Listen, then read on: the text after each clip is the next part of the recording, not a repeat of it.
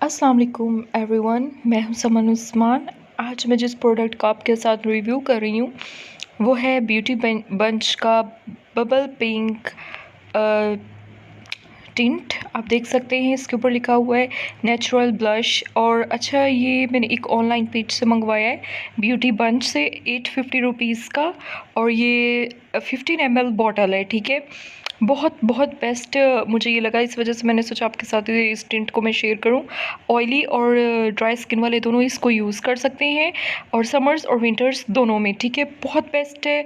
और सबसे बड़ी बात, ये बहुत बहुत अच्छा ब्लेंडेबल है और पिगमेंटेटिव है। और दूसरी बात ये कि इसकी जो सबसे ख़ास बात है, ये ब्लेंड बहुत अच्छा हो जाता है, पिगमेंटेड भी है और लॉन्गेटिविटी भी है।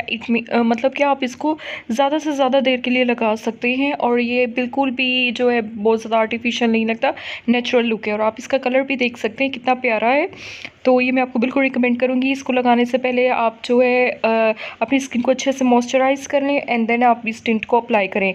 अगर ऑयली स्किन है और समर्स में लगाना है तो फिर बेशक मॉइस्चराइज़ मत करें, ठीक है। पाउडर नहीं यूज़ करना पहले इससे।